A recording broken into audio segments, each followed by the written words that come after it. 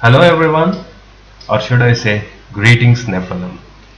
This is Vyoma hosting it for you at the Intrepid Idler channel.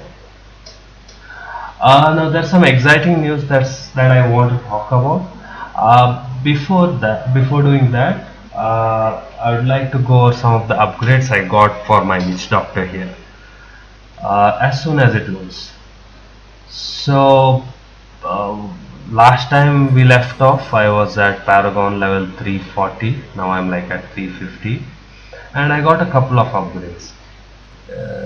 You would have noticed that I was using a Ring of Royal Grandeur uh, with the Dexterity main.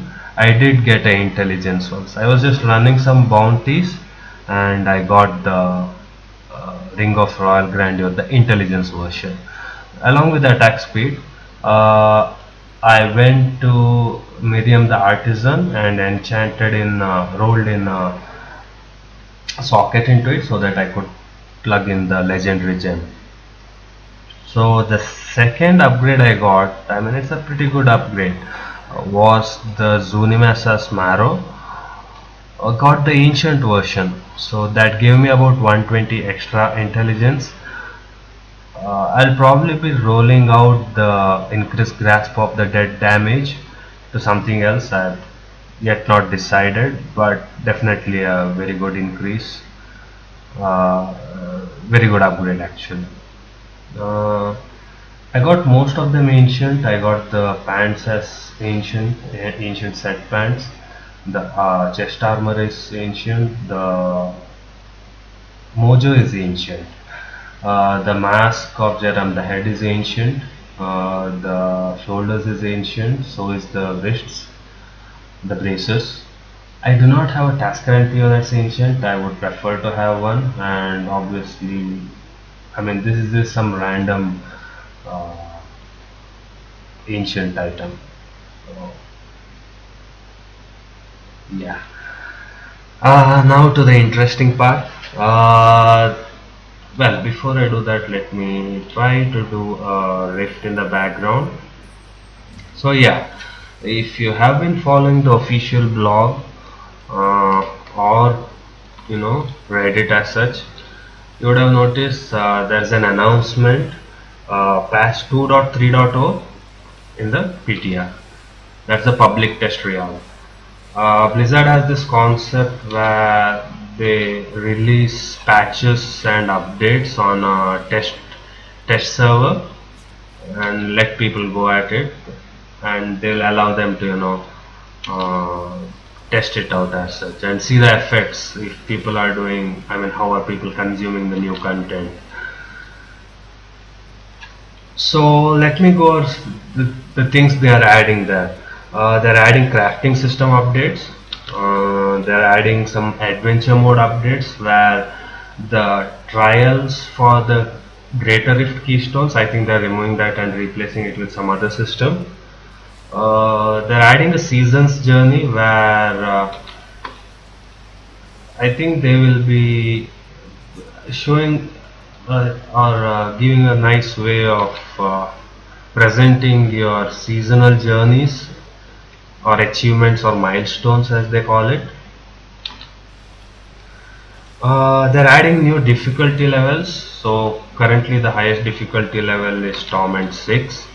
They will be adding in 4 more difficulty levels: Torment 7, 8, 9 and 10.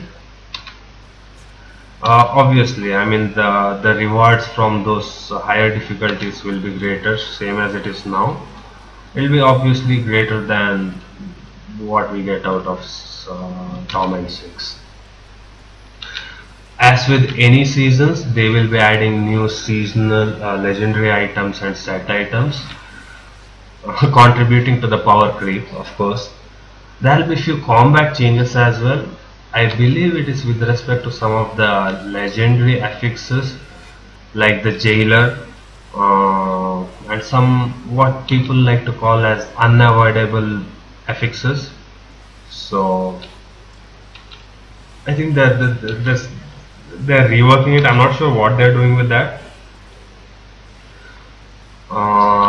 Now, I mean, if you have been following the blog, you would have noticed that I've kept the first two for for last, because I think that those are some of the exciting things they are adding. First is a new zone, ruins of Secheron. I don't think I can get it right, but yeah. So let me just pull up my notes here for that. So it's I think it's a frozen wasteland that is the ruins of Secheron. It will be open for exploration. I think it is they're extending the barbarian lore, and it's like the homelands of the barbarians or something along those lines. And we'll possibly be exploring the lost tomb of King Kanai. Uh, as I was mentioning, I mean, the story of Diablo as such, the storyline of Diablo is not that great. I mean, it is not going to fetch any, I don't know, what's that word you get for for writing stories. But whatever, it's not going. I mean, it's quite cheesy, but it has that nostalgia factor. I mean, we have those of us who have been playing Diablo from the beginning. It has a charm. So whenever I get all these tidbits of lore and news that Blizzard is introducing more content, lore wise content, I mean, it always excites me a lot. So the next thing they are adding, it's with respect to, I mean, the ruins of Secheron, and they mentioned that you will be exploring the tomb of King Kanai, and it's the Kanai's cube. So if you remember Diablo 2, there was something called the Horadric's cube. It was a unique device. I mean, it allowed you to combine different items. I think these potions were not bottomless initially. There was like life potion and mana potion. You could combine them to create rejuvenation potion. Whenever you go for a boss, you would stock up on those rejuvenation potion. You require the Horadric's cube for that. So, ooh, the fleeting shrine. So anyway, this is going to be something similar where it will allow you to combine items and the materials, the parts as such. It will allow you to convert from one to another. We all know the trouble. I mean, we always having way too many veil crystals than we have arcane dust. Yes, I do have arcane dust currently more in my stash than veil crystal, because I have been actively avoiding picking up veil crystal. But I think they will allow you to convert from one to another using the Kanai's cube as such. Not sure what the ratios will be, but that's a good thing. And another important thing they'll allow you to do is ability to break down a legendary item and extract its passive affix, or passive affix. That's what it's called. For example, as current Theo, it has a passive affix of increased attack speed of your pets by 43%. So you can actually extract unlimited amount of these passive skills, have collection of them, and then you can activate uh, actually choose and activate one of the armors, one of the weapon, and one of the jewels. So for example, I mean, the Ring of Royal Grandeur. This has a legendary affix that it reduces the number of items needed for set bounties by one. So I mean, it's one of the key things, and allowing you to have another way of having the same legendary affix is going to open up a lot of things, a lot of interesting builds, that is, because what I can do is I can grab a Ring of Royal Grandeur. I don't need it to be a specific. I mean, you have seen it, right? I had to specifically farm an intelligence ring. When I had already farmed up a Ring of Royal Grandeur, it was not efficient for this character. Now if I had that particular cube, what I could do is I could extract that particular affix and then activate it. and I could be using that slot for some other thing. So of course, I mean it will be leading to a lot of power creep, but that's kind of a given in a game like Diablo. There will always be power creep. I mean, I don't see how you can balance it out. Uh, well, there are methods you can balance it out by just not increasing the numbers and just uh, varying the ways in which, but there's certainly a limit of how many things you can think of. I mean, you can have a melee character, you can have a ranged character, you can have a mid-range character, you can have probably a pet based or summoning kind of character. You get it, right? And have their damages be equal to each other or proportional to each other, and just go on increasing the kind of or variety of such things. But as I said, I mean, there's a limit to how much you can think of. At least within the technology that currently is available for these guys. So power creep is always going to be there. I mean, you cannot help it. But along with that, they are also increasing the torment difficulties. I mean, the difficulty levels.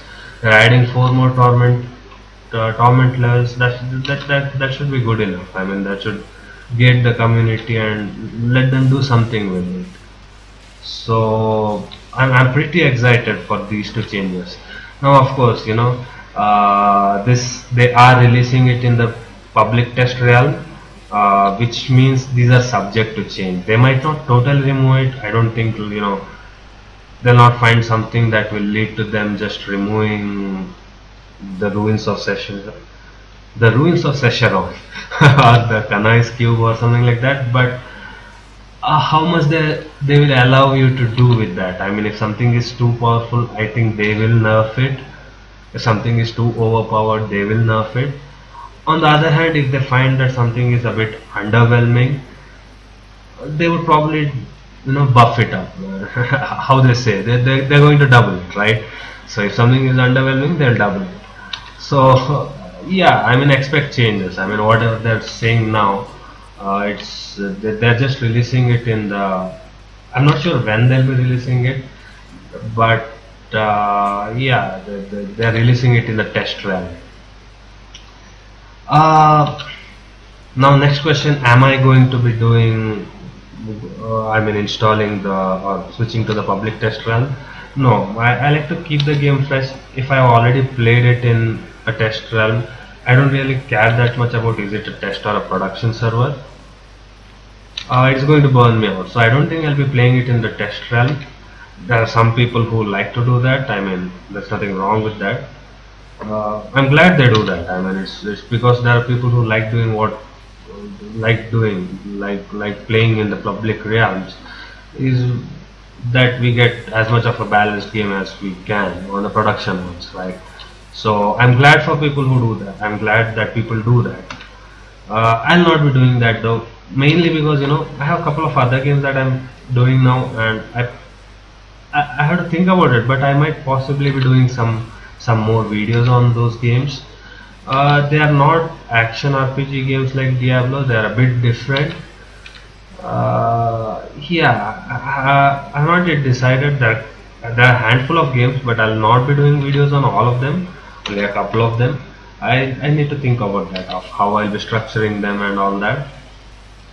With regard to Diablo 3 scrolls, will I be doing more? Definitely. I mean, whenever I get a major upgrade for Kali, my witch doctor here, I will be doing a video.